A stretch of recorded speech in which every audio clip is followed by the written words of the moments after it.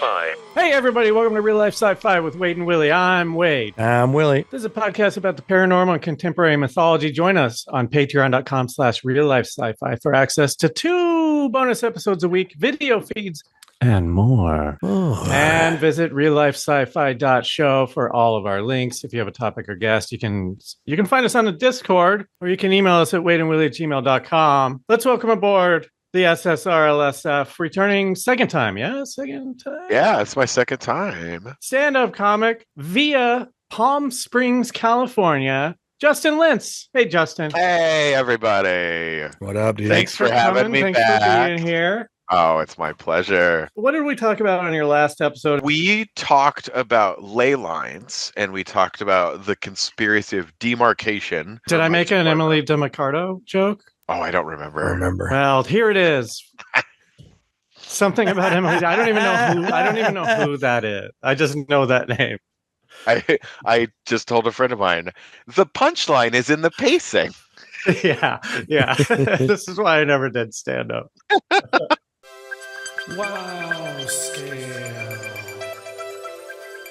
The WOW scale stands for Wade or Willie. It's a 5-question quiz. At the end of the quiz, I'll give you a score anywhere between 0 and 5 points. If you're more of a 0, you're more of a Wade. If you're more of a 5, you're more of a Willie. Are you ready to be Wade on the WOW scale?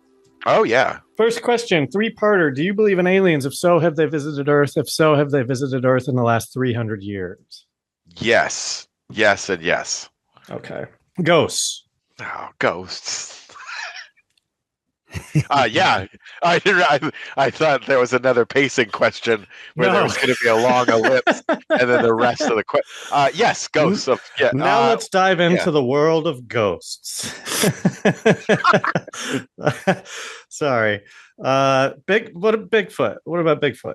Yes. Oh shit. All right. Nice. Here's where the wheat separates from the chaff. Was 9/11 an inside job? Can I ask a follow-up question before I answer yes or no? Sure, yeah. Inside job meaning U.S. government or inside job meaning a government conspiracy? My version's too vague. My version is like, there's more going on than what we know about. Willie, do you want it to be our government? Did our government help with the cover-up? Oh, yes. I would say yes to that, yeah. I mean, now you've answered so quickly that I feel like that's a leading question. Well, the weird part is the minute I ask a sub-question, isn't it already a yes? Like, at that point, I'm like, wait a minute. It kind of is. Let's preface this. Yeah. Which conspiracy would you like me to believe? Because if I said no, that would have been even weird. I'm like, no. Then that case, no.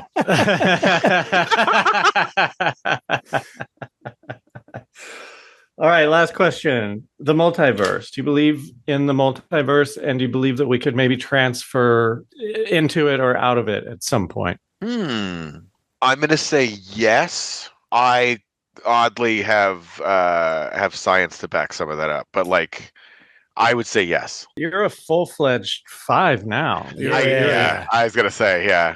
Hey, man, COVID's been hard on all of us. Just before we move into the topic, very, very briefly, I read to Willie an article last week that was talking about that science has proven that we don't live in a simulation. What are your thoughts on simulation? I would love to believe in simulation theory, but deep down, I can't. Like, I don't think there's too much processing power. Like, I just don't, I don't understand how that would be possible. Well, it's quantum based. It is quantum based. So I've read way too many not smart people acting smart about this exact theory. Oh, you mean this podcast? Well, yeah, this is or me at any Thursday at any coffee shop waiting in line. Right. I feel like too much is random for a simulation to be an accurate portrayal of what we're experiencing. Okay. Yeah, I can't remember the crux of the article. I think there was a paradox. My take is I feel like our existence is like a simulation in that the way that it's 2D projected onto 3D. But oh, that's a very interesting way of putting that. That's so funny because 9 out of 10 people would not have had any reaction. Like, so you're saying like an augmented reality, like you're saying like reality plus bonus, and the bonus is what. So to me, if that is the case, then the multiple realities could be could parallel the spectrum of light, in that it's like, well, there's an infinite amount of space of light all next to each other, all packaged in this one.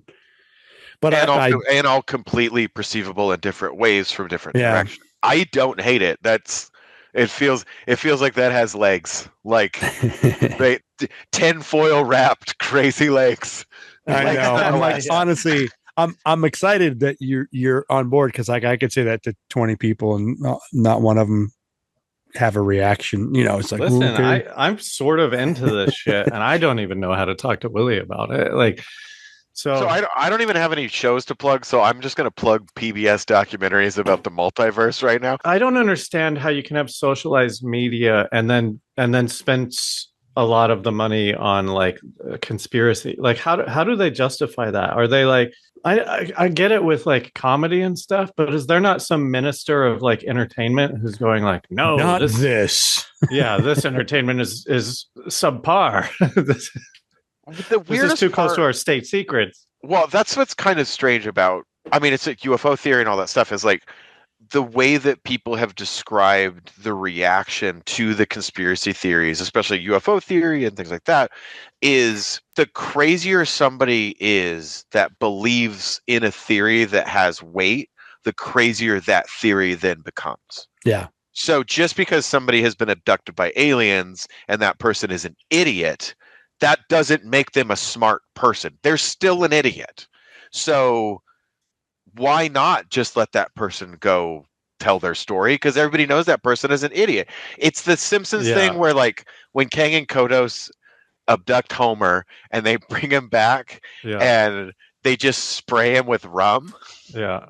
And he's like, oh, what is this? Some kind of truth serum or some kind of like forgetting ray? And they go, no, it's rum. No one will believe your story. That's every crazy person that they've ever let just kind of like go on about 9/11 conspiracy theory, like go on about UFO conspiracy. And they definitely have their fingers in some of the information that they're getting. So like misinformation is so big that credible people are spewing wrong information everywhere. And that's disinformation, which disinformation is a weapon of the CIA. Like, we know this because of the okay, slow down. Yeah. All right, hang on. We're not even into the topic yet. No, we're not even close. I shouldn't have asked. Willie and I took the last boat to Crazy Town. Can you think of the documentary you were looking for? It is called Parallel Worlds, Parallel Lives. It follows the lead singer of the Eels, a gentleman named Mark Everett, learning about his father, who is a guy named Dr. Hugh Everett. He was a scientist in the 1950s, who is the scientist that is credited with parallel worlds theory and is credited with interdimensional theory. It's the first time. Yeah. So it's literally 2008, 2007. It was a BBC PBS thing. Hugh Everett III is a theoretical physicist who proposed a many worlds interpretation of quantum mechanics. This dates back to, what did he do? It's the 1950s. And the Eels guy didn't know what his dad was doing? So he did, but his father was really like distant. So he wasn't aware of it until he was an adult. Like, because as a kid, he's a kid and his dad's this parallel. Like, how are you going to describe that? It is hard to talk to, because I've talked to Moose about afterlife and the universe, and it's like, it's hard to have a conversation because then you have to lay the groundwork in the middle of the conversation of possibilities. And Moose is 4? He's about to turn 8. Oh, damn. Yeah, I still write 2017 on checks, by the way. But to me, the COVID hasn't even happened yet. Right? I'm still waiting for it. I'm still hoarding toilet paper. That's how behind I am. So going back to the multidimensional thing, the reason I brought that up is that goes to question 2. I don't believe that ghosts are ghosts. I believe that ghosts are literally us seeing different dimensions coming too close to our dimension, and we're seeing a crossover effect between the two dimensions themselves. Yeah.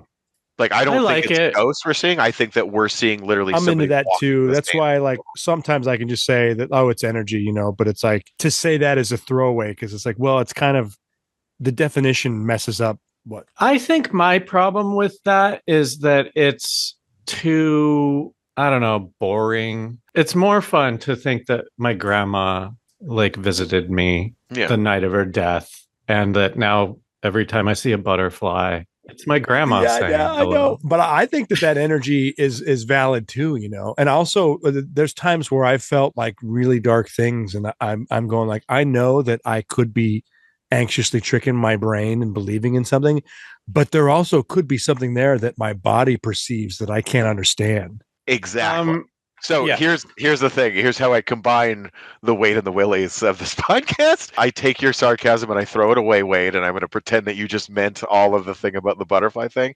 Who is to say that consciousness is not light enough or heavy enough to pass through those dimensions when we shake an earthly bond? Maybe it's your grandma's a ghost butterfly coming in. That's why I don't like it, because like it makes sense, you know, and that's why I don't like it. That's why I don't believe in the whole like that thing from a couple of years ago with like the heaven is real bullshit, where it was like the little kid who was like had the soul of an old man and could describe to his parents what heaven was like and all this other shit. I don't believe that at all, because it's too easy. It's too easy. It fills too much of the painting with things that we're not meant to know. Like, not necessarily that heaven's real, but it's too easy for like. How arrogant is it for us to think that we know what the afterlife is like? Did he say that like the streets were chocolate? Was it basically just Homer's?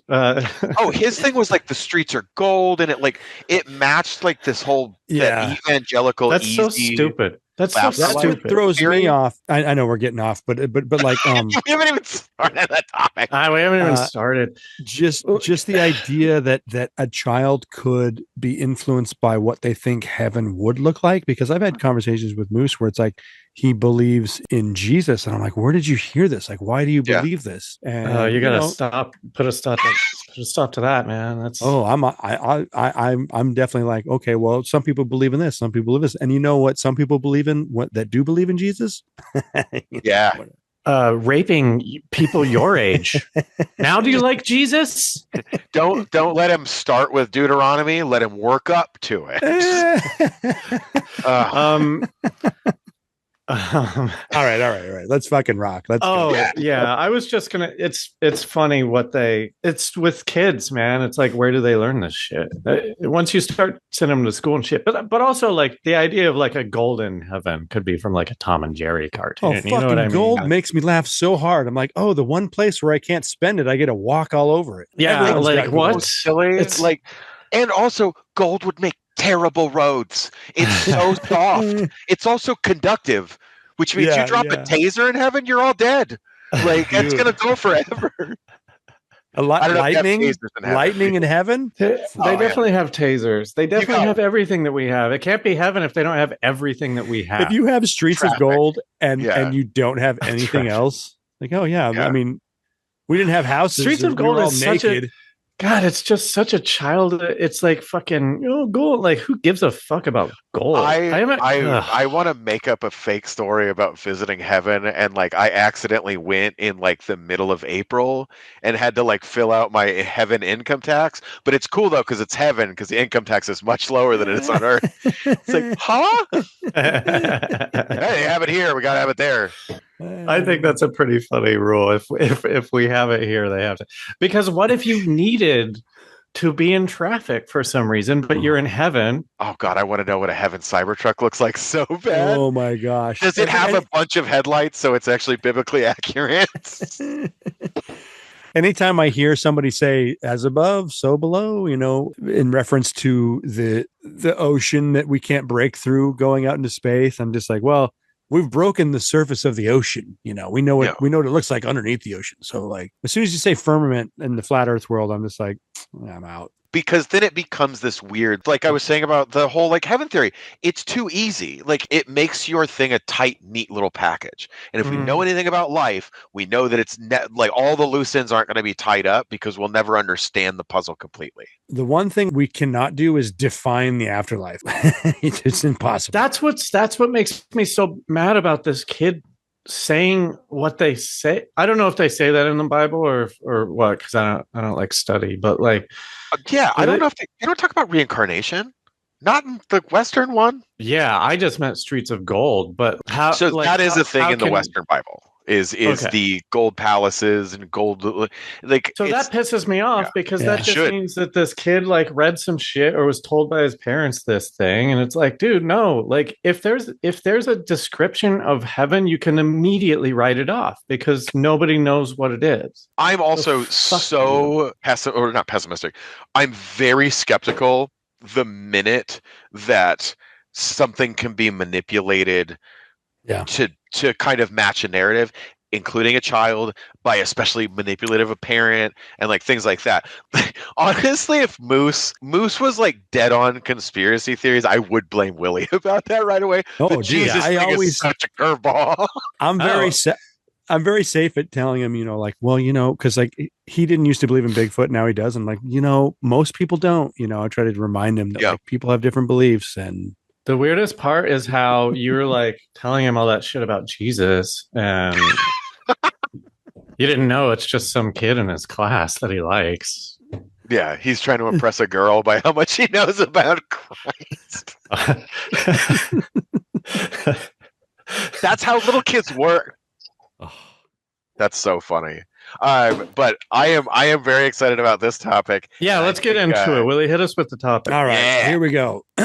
Tonight on Real Life. Do you guys have like hackers music you can play underneath this? Because I think that's very necessary. Ooh, I have a for this theme topic. song, but I would rather play a hacker song. I'll change it for this. Nice, Yeah. cool. Tonight on Real Life Sci-Fi, Cicada 3301, the internet's most elaborate unsolved mystery.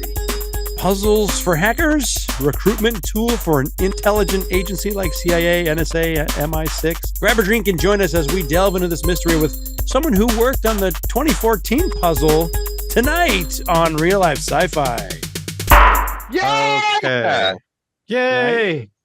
Okay, So, wait, do you know anything about this? Because the Willie only- said that you don't know about the topic before you guys start. Yeah, basically, no, I know nothing about this. I've never heard of it. I'll give a quick one over, and then Justin, you can jump into where you came in. So Perfect. basically on January 4th, 2012, an anonymous user on 4chan posted a black and white image of a duck in a top hat, concealing a stenographic message challenging solvers to find the hidden message and embark on a global hunt for highly intelligent individuals. So for 3 years, everyone's running around going like, what the fuck is this? Trying to team up. I mean, like, here's an announcement. Now, we've seen ARG puzzles in the past, but here's like, hey, are you smart? Fucking Augmented figure this out. reality games? Yes, or games that use the internet to create a simulated reality to then play a game in the real world that's all going back to an original game. Okay. Is geocaching a part of this, or is that something else? So geocaching comes into the Cicada puzzle as let's say a minor player. Okay. You see elements of geocaching, you see elements of treasure hunting, you see elements of demarcation, you see elements of map finding. This is a multi-layered, like, they use dead puzzles as a way to throw people. What's a dead puzzle? A dead puzzle is something where you use something like Latin, or you use something like a Nordic rune, something that hasn't been solved, something that's unsolvable, to then use that to then further the kind of who can get a hold of this information. Do you know what book code is? No. So book code is hiding a passcode in plain sight. So using, let's say I wanted to put a book code out and I wanted to use a passcode. So let's say the passcode was Neverland. This is just a very simple, like, the password is Neverland. So what I would do is I would go find a reference to the book Peter Pan, and I would go find in that edition of that book a way to say that in a number. So you would go, let's say, ISDN number for Peter Pan. So if I look up the ISDN number for Peter Pan, it's going to give me a number. So the number for that. So is like, that the Dewey Decimal? Is that how they put it in the library? What's ISDN? or ISBN. Sorry, it's International Standard Book Number. Oh, So every book has a number. I actually didn't know what this was. Yeah. Cool. So, for example, like, this is how you do code. Like, on the ISBN number you would use in your book code. So you would go to a certain version of Peter Pan. So, like, yeah. let's say I wanted to use the 2014 publication of Peter Pan by Jay Barry. I would put 9781503290280, and then I would put a colon, and that colon would then lead you to the page number that I wanted you to find. So let's say it's hypothetically page 27, and then that page number colon 3 would lead you to paragraph 3, and then I would lead you to line 16. That would lead you in, and then long paragraph. Paragraph 3 is a long paragraph. It's like scripture. Exactly. Yeah, it's a huge. It's great. It's Peter Pan, man. They don't know anything about that. So you would lead them to just the word Neverland, and then once you solved that book code and figured out that I was talking about this specific book and this specific time, you would then have the passcode to enter into, let's say, to like the next thing. Well, let's say a dark web page that has the coordinates to a puzzle that I've hidden for you to find to get somewhere else. And that's what this did too. It did like, and people trying to figure this out. So it's like it's like real life national treasure. Yeah, yeah. In a way, they even created websites to tell you weren't doing it right. Yep. If you started to solve something a certain way and you were doing it right, it's like, that's funny, right dude. Again. So it was very intelligent. So those are honeypots. My theory. So for example, I've been working with on and off with this puzzle since like 2014. Like sometimes I'll go back and revisit it. There's passwords hidden in spectrograms, like to where you have to literally load up video into Audacity. You watch it form the spectrograph, and then if you look at the spectrograph, it will literally show you what the password is. Do you know what the Mojave phone booth is, Wade? No. I swear this will come back to the topic. So the Mojave phone booth was a real phone booth. It existed in the Mojave Desert up until I believe 2006. In 2006, they tore it down because hackers found the phone number in the 1990s and figured out that we could just call the Mojave phone booth and it would ring a phone in the middle of the desert. So people started camping by the phone, so people would answer the phone, and they would ask where you were from, and then you'd talk to them for a little bit. It's like a CB radio or something. So it was that for phone freakers with a PH. So freakers would use it as a trophy, calling the Mojave phone booth, because nobody was next to it, which meant that phone booth was literally long distance. No matter who was calling it, you were calling long distance. So if you found the number, it meant that you were probably on a free long distance line via a blue box or via some sort of phone freaking where you were able to get free things out of like a handheld terrestrial phone. They got really mad that people were using it in this way, and then the U.S. Forestry Service went and tore the phone booth out of the ground. But phone numbers exist. So the U.S. government then had to sell the phone number. They sold it to one of our friends who lives in Denver, Colorado. And now if you call the Mojave phone booth number, which I won't disclose, but you can find it, it's a conference call. So everybody gets on there and just treats it like the old internet and sits there and talks back and forth about stuff. But that number is literally the same number that's 2 hours from my house in Palm Springs that used to be an old silver miners number so they could call home. That in the 90s, phone freakers and hackers figured out how to call long distance. Awesome. Cut to Cicada puzzles. So this is Cicada 3301. I would say 2015. We all get a book code through a website that we had broken into via the scenographic puzzles. Okay, so stop right there. Yes.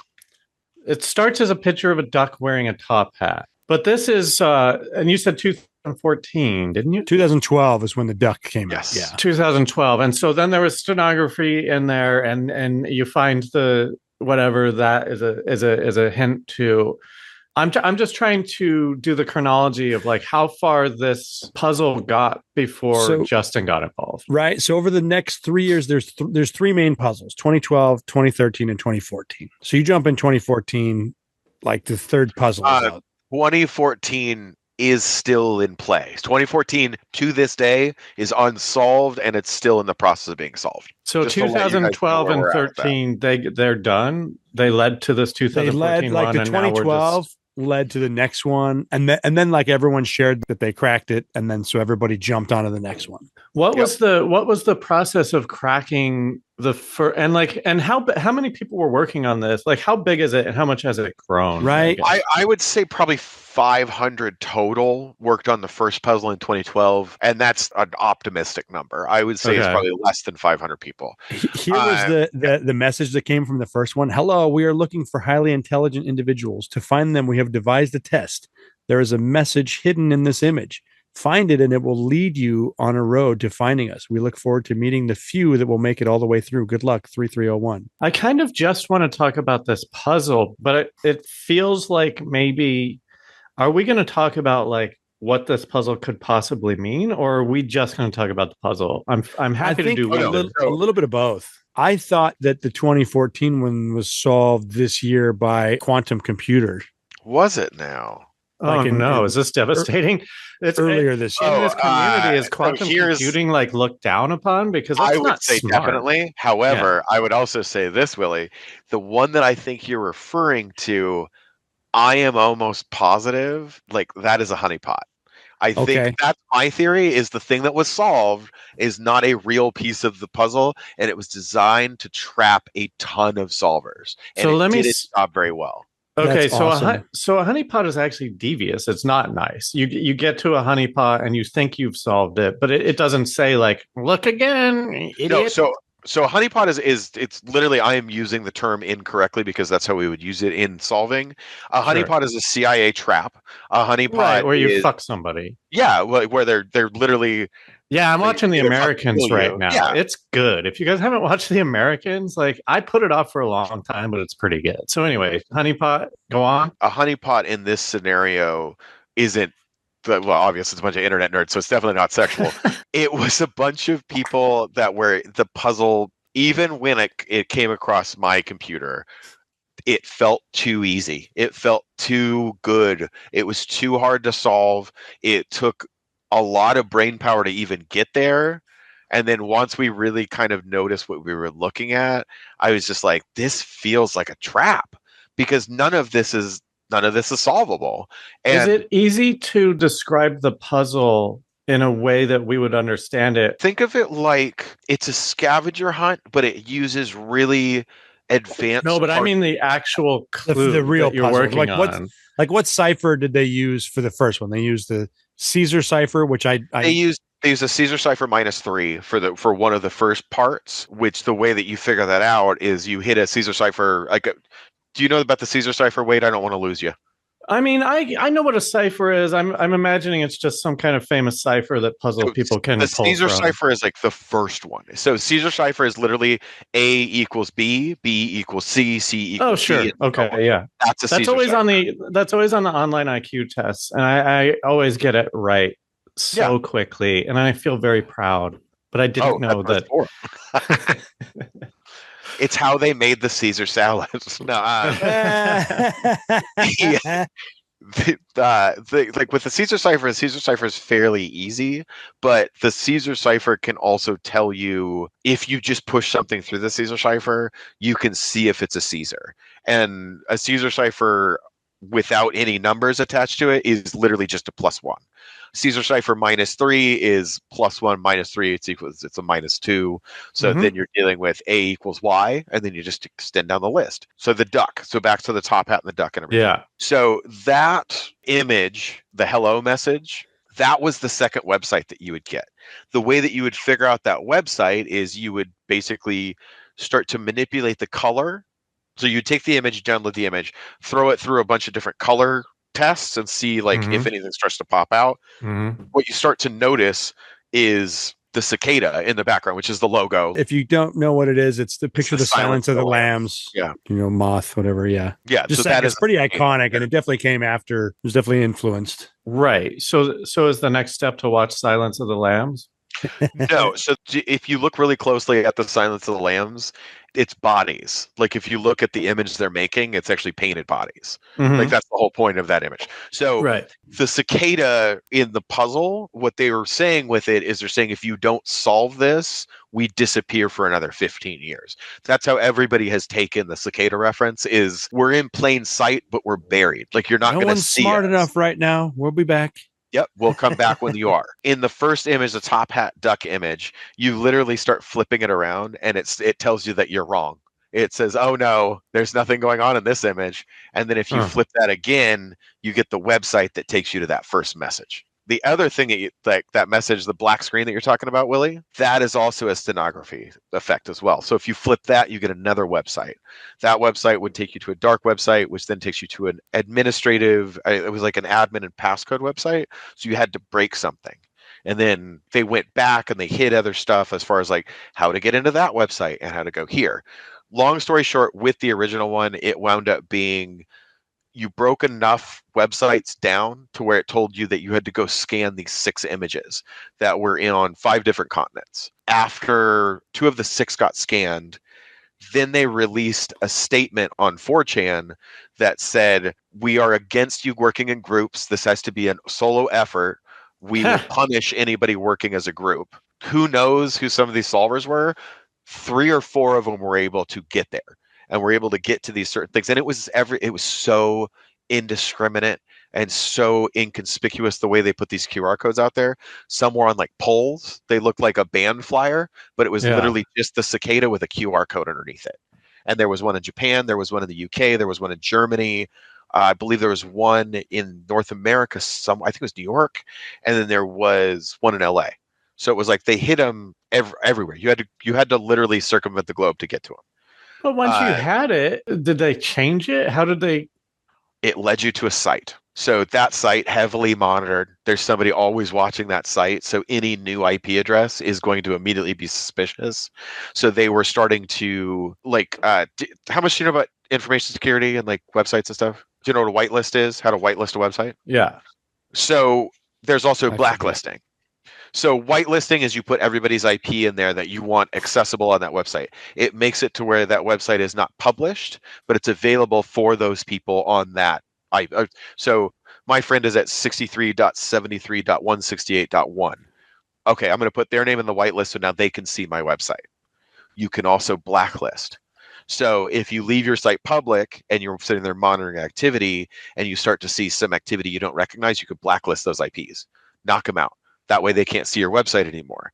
So all of these people they thought were working as groups or people that they saw as suspicious activity, they would throw them off. So only certain people had access to these sites. And they were also, they were time sensitive. So the sites would shut down after like 14 days. So everything was ticking clock. Everything. So wait, when did you first hear about this? And how did you hear about it? So I heard about it from a algorithm produced video that somebody had made about the very first solving. And it was like 50 seconds. And it was like, this is the world's hardest puzzle is the way that I had originally been introduced to it. This was like 2013. So then I noticed the 2014 puzzle was out there. Like it was coming. Like people had been talking about it and like certain websites were like addressing it.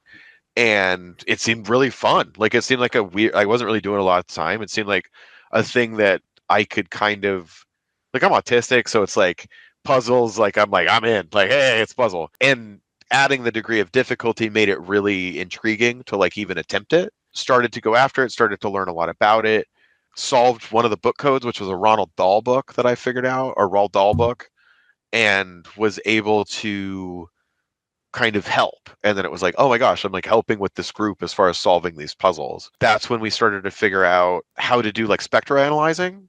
So like spectrum analyzing is audio spectrum analyzing is you throw it through an analyzer and it will literally show you what that wave file looks like. I knew about that because of Aphex Twin. Okay, awesome. What? So Aphex like Twin, how did that apply? You know what I mean? That like that. I don't think that was something that people could like pull out of their hat. It's a weird musician, and you'd hear songs that were like, "This sounds weird," and you'd put it through a spectrum analyzer, and it's like, "Oh, so you know the Aphex Twin logo or like that like weird symbol that he uses? He would hide that in songs. So you like in the subharmonics or like things that weren't actually being thrown through a speaker, he would make negative space to like draw Aphex Twin or like draw his logo in the background of songs that then you would have to go analyze with a computer. So I knew about this because of like weird friends of mine that had done this. And then I was like, I feel like there's something hidden in here. And it was because I was hearing gaps. If you listen to something with high enough spectrum headphone, you're able to hear edits. You can hear when people take things out because, as we've all been in film stuff before, if you don't do wild sound, every time you turn the camera on, you can hear it. So it makes these weird like and like you can take all that out if you just record the room in silence. That's where this comes in, is you wind up being like, oh, there's like these weird things where I can hear somebody pulling something out. Go in and analyze it. It's a dark web website. So it was able to take us even further by doing all of these different things through internet. But you're cheating because you're working together. This is the second puzzle. The second puzzle was the first time they allowed us to work as groups. Oh, okay. All right. Yeah, so that was me working with the second puzzle. Got it. Wow, and you actually contributed. Yeah, and I felt great about it. Like the minute that like I was able to solve like, and I did like I helped with a lot of stuff, and I was able to solve maybe 2 things in a line of 100 things. But I was when you walk into an escape room, do you just know everything? Do you just scan an escape room and go, oh, we got to put the torch in the bed? And that being said, Wade, during COVID, my wife and I started to do escape rooms because it's a clean environment. It was something we could go do outside of the house. Yeah. We were regularly scoring in the top 25 for solving, and there was 2 of us. It's like these are designed for like 5 or 6 people, and we were able to solve them very quickly. Yeah. I'm pretty good at escape rooms. I love escape rooms, dude. I don't want to go to an escape room with you because I would probably just sit there and watch you do everything. Like I have a group of escape room people, and we feel pretty on the level. We don't do it anymore. This is years ago. We want to do the LA Hotel, the one that has a bunch of them in it. I really want to do that one. It's like 30 different rooms. Like escape rooms are like designed for people with autism. Like it's so it hits a spot in my brain. There's just real quick. There's one. I think it's in Orange County, and it's amazing. But you would need 5 people because they give you roles. You're in an 80s horror movie, and so someone gets the jock, someone gets the cheerleader. You fill out a little questionnaire before, and then they assign you your roles. It's hilarious. Is there a holding pen where I can make 3 friends, and me and my wife can do this with 5? They're like, you guys can't go until you're nice to 3 people. We need a jock, we need a cheerleader, we need you pick the 3 dumbest 80s. And then I refuse to go as anything with the metalhead. Like I feel like surfer. Yeah. It's like, listen, man, like you can pick a role, but you can't be so steadfast in it nobody wants to join you. It's a blast. I think I've done like 3 or 4 of the Hollywood ones. They've probably changed them all now, but it's a fun because you can get a drink at the bar beforehand, and you feel like you're in a hotel and stuff. The rooms are fine. They're like, on the level. I've never done one. So that one in Orange County I've heard is really good. I've heard about that one, and like the ones we started doing were in Vegas.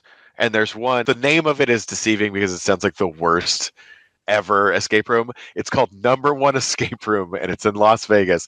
And oh my God, like they got to be violating some laws because there is some fun stuff in there that I'm like, there's no way this is legal. There's one called The Cabin where it's 2 parts where you're trying to escape a serial killer that's like slowly going to make it back to his cabin, and you're stuck in the cabin. I swear they come in and like start screwing with stuff, like they like move the door and just scare you to death, but you have to like army crawl through parts of it, and I'm like, you can't do this. This is such an ADA violation. There's no way. Right. That one was super fun. The first one that we did scared the living crap out of me because it was like 1960s escape from jail one. And the first thing they did was handcuff me to a bench and lock my wife in a real jail cell. And I was like, I feel like this is how we die. Is this Saw 6? Like, right? It was very.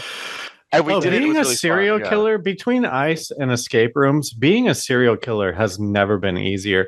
You can just grab somebody off the streets, throw them in your fake escape, or just put an ad out for an escape room. Yeah, I mean, I don't want to talk about the American economy, but I feel like that's one of the only ones working. is the American serial killer? It's on the rise. It's thriving. But so when I started doing Cicada, I did it with groups because it was allowed. Super, super fun. I was doing it for the most part in my garage in Las Vegas and just having fun trying to solve the 2014 puzzle I was talking about. Because it had been 3 years and we were still working on it. And it was to the point where we got to the book. And like, that's kind of where my solving stalled with it. Cause it's like, I could not solve the runes. It got to the point where we got presented this book, which was 80 pages of a dead runic language that was what we were able to decipher was it was a combination of Nordic ruins and Swedish ruins. Liber Primus. There it is. This This is bastard. crazy. This is the Tolkien. So here's shit. our book. Oh, Okay, God. so Even Willie is looking at screen this gives sharing. me anxiety. Is this you said Tolkien? Is this the dwarven language or something? So this is a combination of Swedish rooted Viking runes and Nordic runes. Oh, you said that. So that's what I'm looking at. Numbers. Yeah. Okay. So and how many pages did you say? 75 or something? 75 pages. Yeah. So the thing you were talking about with the quantum computer relies on solving this. However, what we've been able to figure out is we're able to figure out like 17 pages of it. Mostly it's nonsense. It doesn't really make any sense, but then you start to notice this code is starting to come out. And what we realize is there's like 4 or 5 different codes just in these runes. So when you solve for the runes, then you have, I want to say it translates into a separate language. Then you do a language translation that becomes numbers. Then the numbers become a binary translation. It goes crazy. Like it goes to the point where it frustrated a ton of us, and myself included, where I couldn't really wrap my head around how smart it was getting so quickly. And, that kind of sucked. But it was also the thing of like, the more I thought about it, the more I was like, this is to trap smart people. Because I've been looking at this whole thing as something to be solved, but there's definitely been things that we've had to ignore, like to keep moving towards the right puzzle. And all this looks like is just walking through sap. It looks like a way to fool us. That weirds me out about it is it's monitored the whole time. I want to get into the possibilities of who put this on, because I feel exactly. I feel like whatever the story is not accurate. I don't think it is either. And I feel like this is a story wrapped in disinformation. It's a story wrapped in misinformation. And it's something where to truly solve this puzzle, I don't even know if it's possible, because who knows if we're even on the right path? Who knows if this is all just one big honeypot?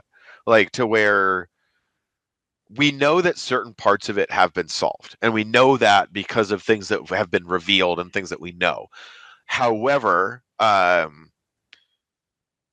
it's rough. Like, it's a hard thing to even wrap your head around, to then be at the mercy of the jester, so to speak, to be like, have I been following the fool the whole time? Because that has definitely come up multiple times. This goes back and forth between dark web to real life world type stuff. Most of the dark web stuff I don't even mess with anymore, because I don't care. Like, there's plenty of us solving that. Like, there's plenty of people that will go fish it out. But I don't believe the quantum computer has solved this. I don't think so, mainly because, I mean, should we let Wade know who the theory is on who's behind some of this stuff? Yeah, I mean, So this is what led me to kind of stop working in this world, as we started to realize, are you familiar with the Golden State Killer, Wade? Yeah. So there are ties with this puzzle to the guy that was known to be hiding and being one of the accomplices that was helping the Golden State Killer.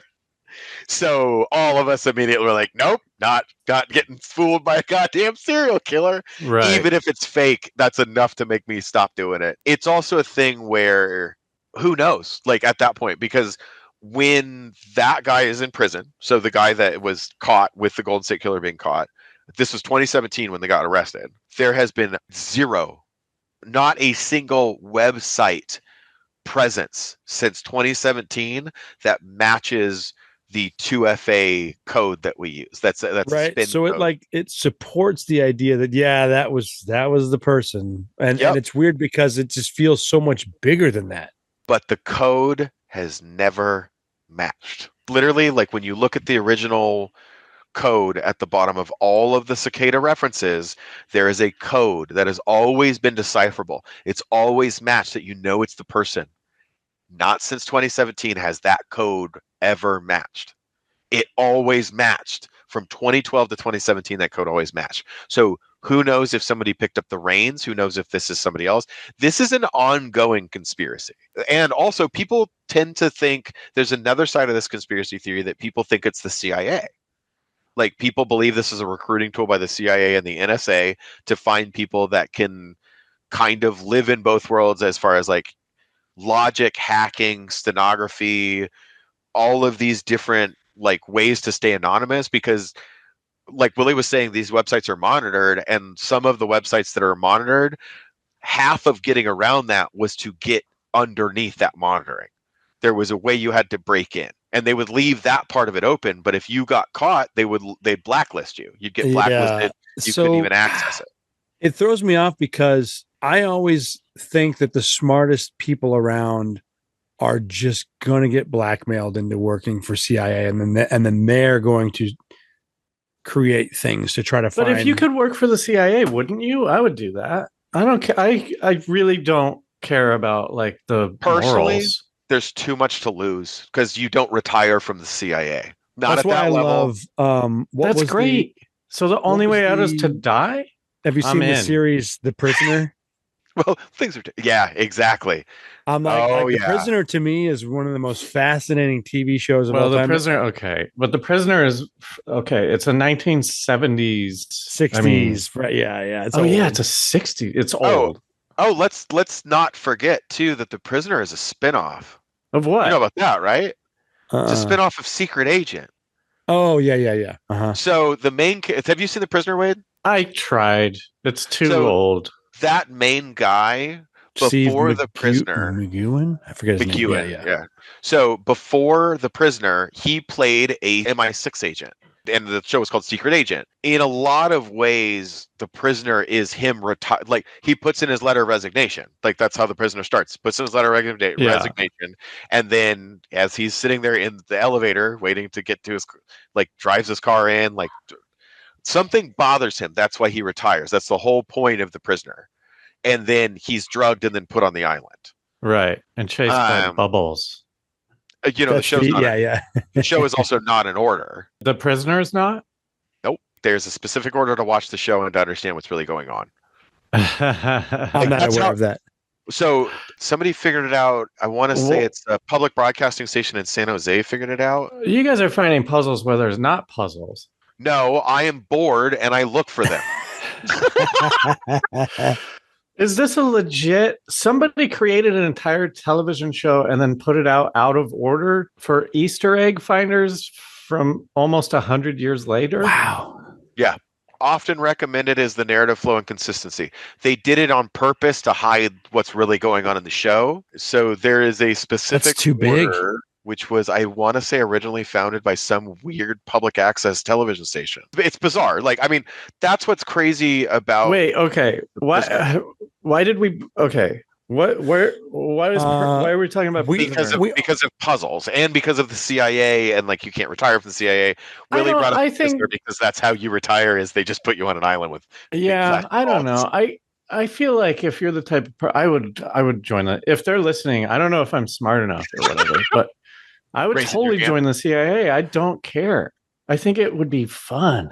I mean, that to me is a crazy idea that like, no matter what secret agency you work for, as soon as you want to retire, you're going to die because there's been too many people on their deathbeds exposing. But think of the life that you've lived.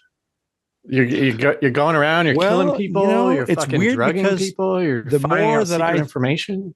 The more that I think that this is the afterlife and our real life is our souls after we die, I'm going like, well, why should I stop myself from doing anything? It's like, why am I a prisoner to someone else's bullshit in this realm of nothing's real? I don't know why you are. That's a personal problem, Willie. I'm right not now. That way. It's not me. You're not talking about me. So here is have you guys seen One Battle After Another? Like, did you watch it yet? Not yet. Okay. It goes all over the place and it doesn't really ruin the movie, but there's like this like whole thing of like, this he's is like a civil rights protester, right? Yes, but this is a specific part of the movie. Did you guys play Metal Gear Solid 2? Oh my god. Yeah. Okay. I don't know. I've definitely played a Metal Solid. It's a well-known like silly conspiracy thing, and I say silly because I don't want to get kidnapped in the middle of the night. That like there's like the people that are really running things are like this puppet government of 12 people that really run everything. Not necessarily Illuminati, but like I think in Metal Gear Solid they literally call it like the Lili Lulele or something like that. Like I don't remember, but it's something in super Japanese that's not translatable into English. And they made these adorable English voice actors just say that word. Oh, but it's the whole idea that there's like 12 people that are really running things, and like it's this Illuminati theory, right? So that comes up in One Battle After Another. We're watching One Battle After Another. Great movie. I recommend it. But there's like this whole like shadow government that's really running things behind the scenes that they like allude to, basically. And part of me going to Wade's theory on this is I'm like, man, that'd be so cool to be like on the inside of some of that stuff. And then I think about like, oh yeah, all the people I'm next to are also untouchable, which means I'm touchable by the untouchables. So it just becomes this whole thing. It's like you could know all the secrets, but then the next thing you know, like somebody murders you or puts you on an island with a bunch of floating balls. Yeah, I'm down for either though. Both sound like an adventure, right? That's an adventurous lifestyle, Wade. I'm very not that adventurous, I guess. Oh, I wish I could do something. I wish I was more in shape. If something was forcing me to fucking jump in to shit, I'm like, that's I don't know. I know jump into shit. What do you mean? Just like fucking making me have to take action. Because right now, no matter what's happening, I don't need to do whatever. I don't need to like. Oh, do you just mean any obligation? Yeah. Just like, yeah. No, I'm with you. But so like, if my obligation was to drug a Russian, right? I'm going like, as soon as let's say fucking shit goes down, and then like the world is going to change in some way, whatever, and I'm going like, oh, I need to go rob a bank right now. I'm like, okay, I'm in. Let's go. Wait, I love that the world has collapsed, and the first thing you're going to do is rob a bank full of currency. That's totally worthless now. Listen, logic problems aside. Stop living the heat lifestyle, and we need to think more Ice Age. But it can't be a bank because it's got to be small bills. So, like, what has small bills? Well, everyone's got these weird safes that are time release. I don't know, whatever. I'm just going like, I picture you robbing a food bank. I think we gotta get these threads. The meters. As soon as the world goes to shit, I'm going to break apart these parking meters and have thousands of coins. You're going to be the coin man. Like you just want to be a minor character in the Escape from LA franchise. Right. I get that. That's fine. I'm going to look like Popeye. My forearms are going to be so big from carrying money bags around. Don't mess with that. That's Willie Quarters. And then what do you? Yeah, it's Willie Quarters is pretty good.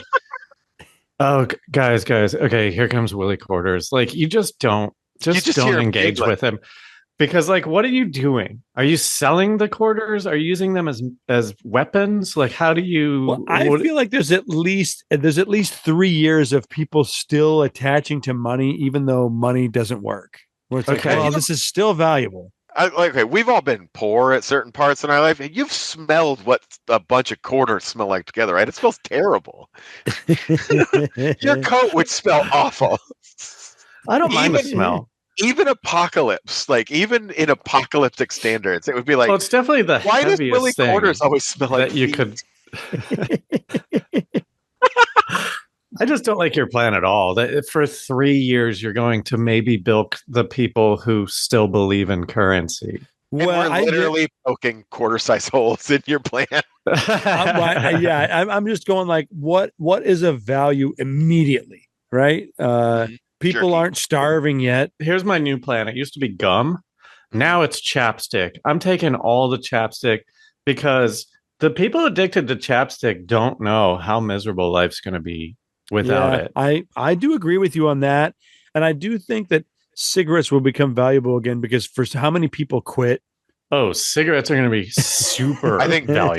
Cigarettes and nasal spray. I think nasal, like watching the most like square friends of mine freak out when they can't find their nasal spray.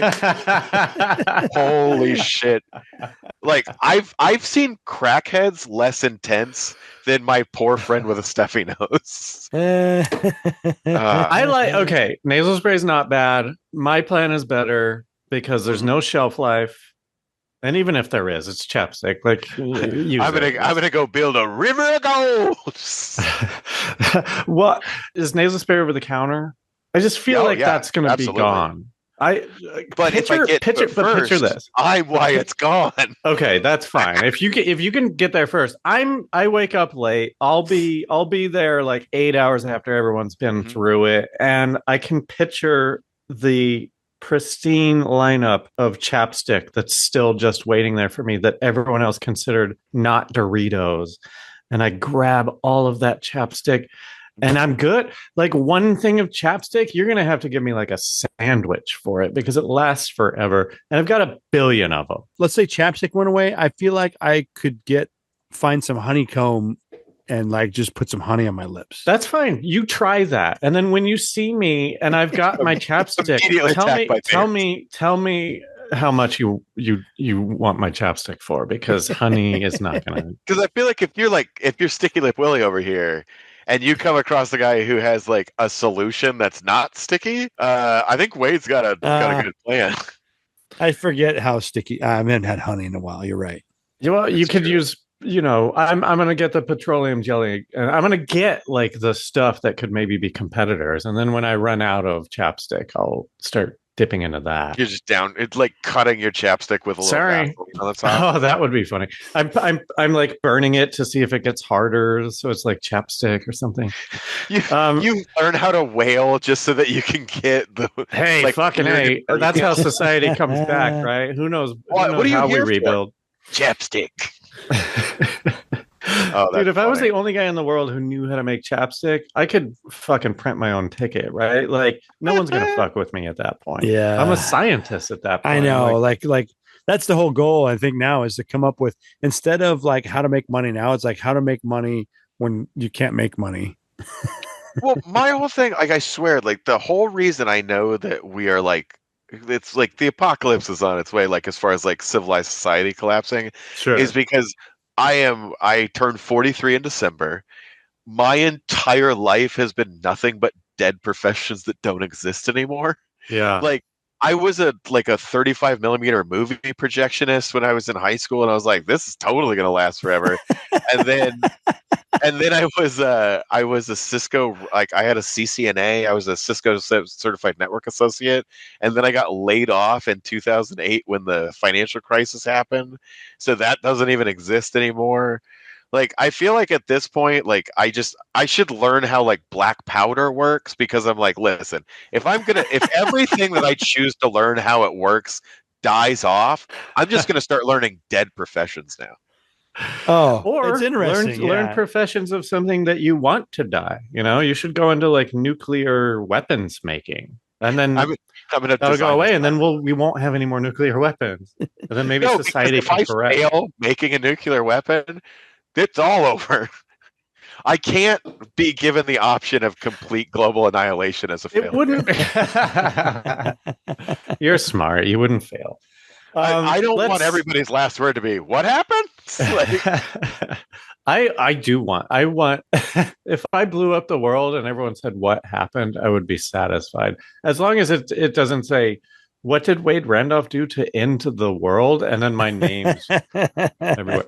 But let's destroyed Earth, but there's a statue that blames you for the destruction of Earth floating around, and it's like, damn it, I knew that would come back to haunt me. I'm trying to sell chapstick, and the it follows me somehow, like almost spiritually. It just keeps showing up wherever I am. You're the guy who, like, that's the chapstick guy. That's the chapstick guy. He ruined the world. He set the first domino in motion that caused the destruction of the planet. That's a pretty funny premise. The guy who ruined the world that has to live, and he's famous for it. Everybody knows. Yeah. That's how I know that we're cooked, because like the generation before us, let's think the David Bowie song, The Man Who Sold the World, we're all just convinced we're going to fuck it up. So it's now the man that ruined the world instead of sold it. There's nobody left to sell it to. I just ruined the whole thing. Is there, okay, so Well, the current puzzle has been going for so long. Mhm. Justin, you're not convinced what do you think? Is there an answer to it, or do you think it's this guy who went to jail? I have a feeling that it's multiple people. I do not believe that it's over. I think that somebody is going to pick up the mantle of this and kind of make it either make sense or is going to be able to solve it via reverse archiving, like to be able to solve it from the completion and then figure out why it was this.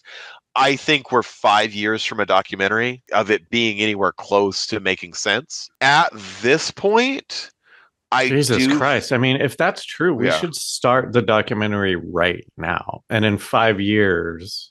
So there's been a couple of documentaries about it, about the different cycles of it, but I don't even know how to put this one into words yet. So is there any promise of a finish? I mean, like, throughout this entire process, nobody has known what the point of any of this is, except for to solve puzzles. So it feels very open and not in a good way right now. Yeah. Like in the sense that, like almost in a deism type of way, like we're all trying to solve something that's long dead. Right. I honestly don't hate that because I mean I love dead video games. I like kind of like liminal spaces that we've created in the internet age are a really interesting thing to me. Like dead games where the server's still active, but there's like 5 people on it. Like those people are fascinating to me. I know. But I mean, the whole thing with Cicadas, I feel like the people that we're solving, they're still around. Those people have gone on to make lots of puzzles. Those people have created a lot of really cool things. So if anything, like one thing that's come out of this is that a lot of smart people got to know each other and a lot of people were impressed enough by this to kind of make their own. Yeah. I feel like whoever created the initial puzzle, I don't buy into the killer stuff, even though that all conveniently ended when he got arrested.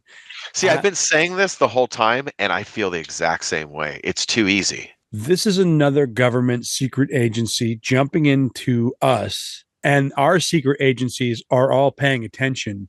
And we've basically created a list of the top 500 people in America that can solve things based on the first one. Everyone else that jumped on board, it's just like we've just expanded this list of people that are a threat to the future of the way things work. They've compiled their list. If you leave a giant puzzle trail. Otherwise, I don't know that anyone is a threat. I mean, you would have to leave a breadcrumb trail of extreme puzzles. I mean, that's what this is. No, I know, but why would that be to find bad people, like enemies? No. Well, I misspoke. I'm not saying you're saying that. I'm saying they're tracking the smart people. Why? Because the people that are tracking them are not good people, and they're trying not to. It's maybe a recruitment tool. B, maybe a who can stop us. I think it's very devious. I feel like this isn't. Like here's what I don't understand about the who can stop us thing. You would have to leave like this all started because they posted a picture of a duck. What puzzle could these people solve that would threaten, capitalism or whatever? I mean, like it's in a movie. That's already been a movie with Keanu Reeves, and he protects a kid, and he does. Oh no, it's not. It's Bruce Willis. It's called Mercury Rising. Okay. I feel like the history of spies is all about code breaking. And this absolutely goes back into that. Yes, absolutely. The future is in that realm too of these of people trying to have control of the future. And I don't know. I'm okay. I guess it seems like a lot to identify people who maybe wouldn't even have been into this if you didn't. It's that part in Matrix where she goes, if I wouldn't have mentioned the lamp, you wouldn't have broken it or whatever it is, the vase. Like if they didn't put this out here, like Justin, you wouldn't even have known if you were like into this unless this thing you'd come across it at some point. And so it's like it feels like the worst way to drag the ocean is all I'm saying. Yeah, so I get where you're coming from, Wade, but at the same time, the whole reason that this came across my plate in the first place is because of an algorithm at work, which is already a conspiracy in its own right, of things being shown to people to pique their interest. Like, what did I do to make this land on my plate? Who's going to step out of line? That's how I see this whole thing. Yeah. Well, and if you're not going to join them, who are you going to join? I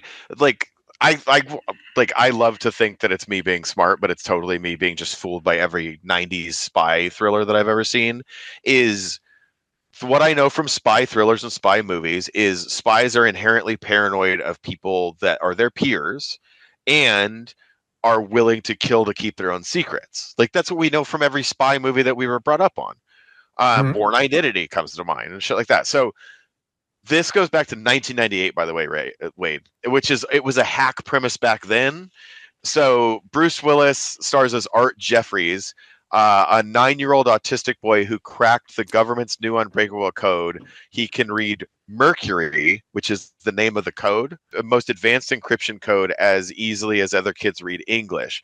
He is then led by Bruce Willis, a rogue FBI agent, against his enemies, who are FBI agents themselves. But I would have, instead of I think it's a more entertaining movie, and this is totally off topic, but like, wouldn't it be more fun if instead of autistic, he was like a bad boy with a leather jacket and he smoked cigarettes?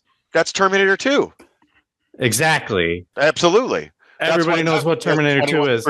Nobody even remembers Mercury Rising. No, they don't. I think that I'm glad you brought up Born Identity, because I'm like, I think that's the best trilogy ever. I'm so impressed with. Shaky, I fucking man. love it so much. Too shaky with the camera. Yeah, calm that shit down, dude.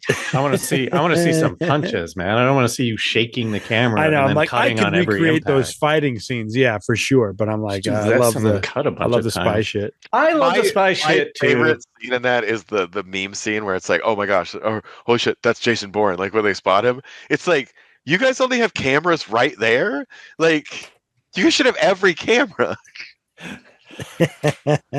It's weird that we're doing this topic. Well, although it's taken me a long time to write this movie, but I'm writing a movie right now with like a lot of puzzle shit. I should probably send it to you so that you could like plus up my puzzling. Oh, definitely. I love puzzle. I really want to do an escape room comedy movie. And the escape rooms had all of their, horror movie things, but I feel like there's a good comedy escape room. I'm glad you said that, because like, I've never done an escape room, but I'm like, I always feel like it's like, oh yeah, this is big around Halloween. And I say that because it's like, well, I don't need to like be scared into getting out of the room. I know that the word escape is in there, but I like more of like a, there's so many that aren't. There's so many that aren't like horror. Like the jail one is one. That's just a prison break. We did an art thief one where like we had to like help an art thief. We did one. Yeah, there was one where we were in like the mafia and we had to dispose of his body. That was really fun. We did had to throw it out a window. One. Yeah, it's crazy. There's a lot of really cool ones, but there's also like, I feel like going back to the topic. No, it's good to do that, because we do have to. We got to finalize this. Yeah, so. There is something to be said about the fear, mystery, and suspense of the internet. Like, I mean, that's kind of, we know it. We know it changes all the time. We know there's other, like, I mean, there's the fascination with the dark web because not everybody knows what it is. And right? And then like we can roll our eyes at 4chan right now, but I'm just like, the internet should be a place for hackers to team up, but it's so addressed that we can identify who everyone is. And I'm just going like, well, that should not be our future, that the government, because the government is completely going to rule the internet in the next 5 years. If you can't beat them, join them. That's why I'm like, fucking sign me up for the CIA, man. I will be on the other side. Talkies. I'm just building my own stuff from scratch. Dude, I have these ham radio. Can you build? Wait, I'm sorry, I bet Willie. Justin, can you build us an EMP? Not on camera. EMPs are really dangerous because they're actually regulated, and an EMP has more of a chance of electrocuting. I don't care. Once the robots come around, you're our EMP guy, man. Need plans, that's all. We need. I'll send you so many chapsticks for an EMP, dude. if you just you want some download the right quarters? YouTube videos, you can see that it's possible to build them. I got Willie Quarters and I got Chappie Wade on my side. How can I like lose? that. Oh, dude, what's best about the Chappie name is I can impersonate the South African robot Chappie. Oh, That's right. yeah, dude. Hey, do you want some chapstick? It's me, I'm the Chappie. I'm the black sheep. I'm the black sheep. I also feel like Diane Wood is how normal people are going to look in the apocalypse. So I'm just like, that makes sense. They'd be hanging out with That's cool going to be a robot. lot of fun. That's you know what it's yeah. going to be? It's going to be when Willie just decided he didn't care what anyone thought and started dressing like I want to say crazy, but it's just colorful, really. It's going to be that. Everyone's going to be out there going like, man, what am I still wearing t-shirts for? There's some chains right over there that would look really good on me. What's crazy to me is that by the time Willie makes the transition to Willie Quarters, people are just going to be dressing like Willie has been dressing since 2009.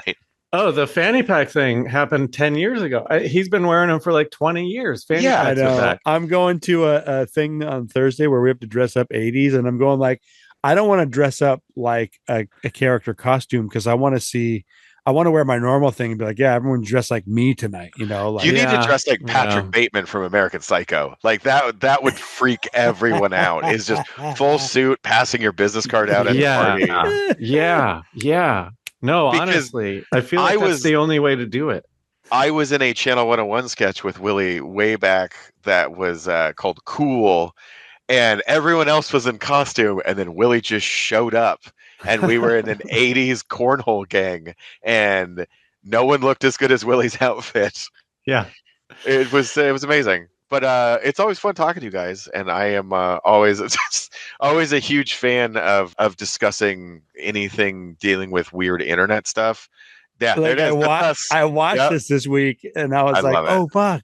I found it. I was like, "Oh shit!" Big old mustache and my $50 Japanese glasses. I don't even know which one you are. Are you on the left? I am the one on the left, or I am on screen left. Yes. That's me. I have wearing my Real Veal hat. Real Veal? Yeah, it's just Real Veal on it. All right. So this thing, I love it. I love puzzles and shit, but I feel like I'm dumb. Like the reason I hate puzzles is because I never know the rules about the puzzles before, and so I always look at the answer to understand the rules. So if you just present to me a puzzle without any fucking instruction, it drives me insane. Dude, this can we make Cicada 3301 for dumb people? That would be fun. So they did do that, Willie. It's a movie called Cicada 3301, starring our friend Ron Funches. It is a comedy that came out like 3 years ago. Shut up. I never heard of that. Nobody did, actually. No one has ever heard of that movie outside of the people that I'm talking to right now. I gotta check it out, man. That's awesome. I watched it up. It is not good, but Ron is great in it. Oh, that's a bummer. It's like they tried to make a comedy out of it, and like, well, okay, it might actually be good, but me as somebody who was solved on this, is like, I mean, not funny at all. Come on. They're just cashing in on an idea. Like you know, like the only way to make a movie is to convince somebody with money. And so you're like already like it might be bad, but it's not because of Willie's thing. Willie, dude, I just don't understand. Like anyone with success, you like hate the way that they got the success. Like, well, I'm like, he's saying it's not good, and I'm trying to justify, like, yeah, dude, like they convinced. That's probably just a bad movie. It's hard to make a good movie. When I watched Cicada, I was biased, and I feel like. At one point in the movie, I was like, "This is probably just how those Battleship people felt." Yeah, because I had played the game. They're all fucking up. Oh well, listen. I mean, if you're putting it on Battleship level, that's undefensible. That's an indefensible movie. Like if it's as bad as Battleship, who completely missed the point. Well, Rihanna's not in it, so I mean, you can't. Yeah, but Ron Funches is like the male Rihanna. Funches in it. He's in it, but it's is he skinny in it or is he bigger? Oh no, it's big Ron Funches. It's vintage 2011 Ron Funches. Oh shit, 2011. Okay. Oh no, I think it's later than that, but it's still when Ron was big. Oh, got it. Okay. Anyway, what's the wrap up here, Willie? It's an open ended thing. Look into it if you're interested, but beware because killers could be behind it, or it could be the CIA. I just don't know at the end of this thing. And it's what? It's open-ended. Like if you feel like you can contribute, or if you feel like that you think that you know how to solve this thing, please let the solvers know, because they're still out there, still trying to figure out what the hell this thing is. I mean, I would try, but they would just yell at me. They would just be like, "We already did that." So I said earlier, this I feel like you did, Wade, where it's like I always felt like way too dumb to do stuff like this. Mm-hmm. When I was able to even help in solving, it made me feel so smart that it made me actually want to learn things again. It made me want to learn about code, and it made me want to learn this stuff. So it's like all it takes is like literally just like one thing to make you feel like, hey, maybe I do know some of this stuff, and then it makes it easier to learn that next thing. Okay, well, leave us with this then, because you're involved. So this would be the best way to like point people in the right direction. I want to look at it tomorrow. How do I like start? What do I do? Do I need to get on the deep web first? So I have posted a link. I posted a link in the chat that you guys can share to wherever. What has happened so far or whatever. So this is the Wikipedia. This is kind of where people post new findings. This is kind of if you want a rabbit hole on that, there's tons to look at. There's been multiple documentaries made about Cicada, including the first solving. So it's like an hour and a half, or no, it's 42 minutes long. It's called DEF CON War Stories. So DEF CON 31 War Stories. It's 42 minutes long, and it's follows some hackers that were part of the original hacking team. Took place at the DEF CON conference, which is like a huge hacking conference in Las Vegas every year. And then Meet the Man Who Solved Cicada 3301. That one is suspect. I believe about maybe 80% of what he says. That one's an hour and 10 minutes long. Okay, so we'll post this link, and if you're a problem solver, the description, then good luck, man. And if you like AR games, this is a really good entrance to them. Like, there's tons of them online. There's ones that are like fun and fake, and then there's other ones like this one that are like you don't really know if they're real or not. So it's kind of like it's just a really kind of interesting thing to do if you're bored looking at the same 3 websites all the time. Yeah. Okay, cool. Well, thanks for being with us. You're going to stick around and continue the conversation with us, aren't you? Yes, sir. All right. Oh, no, I'm still here. We're actually going to be talking more comedy stuff. So if you want to hear that, just the state of the comedy world and how sad it is, but hopefully, it'll be positive in some way. Just go to we can find light. Yeah. Oh, man. Patreon.com/RealLifeSciFi. We're going to continue the conversation over there. Justin, you shouted out a couple docs and stuff. Do you want to shout out your socials or anything? Yeah, I'm Just Lentz, JUSTLENTZ on Instagram. It's a private account because I like to make a lot of off-color jokes and I don't want to lose my job. So yeah, don't be a bot, and I'll probably accept your friend request. Dude, Justin, thanks for coming. I'm so happy that we found this topic and that you were involved in it, because this is modern day spy shit, and there's nothing equivalent to spies in the now. And I'm just it's gonna be hard to not continue talking about it, because it's great, and I could talk about it forever. I don't know. You're a fucking spy, dude. You're like a hero. We could have you come back in like 5 years when they've solved one other tiny part. You're out though, right? Probably. Have you given up? I haven't given up yet. Every once in a while, I kind of take a look at it. I'm kind of on hiatus right now because I've just been kind of like building computers and like different PCB level stuff, which is super fun. Well, yeah, we'll have you back. And this is like it's a cool world. And I kind of want to be in it, but I know you can't just be a Mac user. I'm just excited to let you guys. It feels very it feels like a lot of it feels like a lot of tech shit. Like I've tried to get on the deep web once, and I it's an unsettling place, and I don't even know how to do it. Something about onions and Tors. Thank you everyone for listening. Once again, patreon.com/RealLifeSciFi if you want to continue listening. And if not, thanks for listening this week, and we'll see you next week. And remember, just because you're paranoid doesn't mean they're not after you. Thanks again, Justin. Thank you guys. Bye.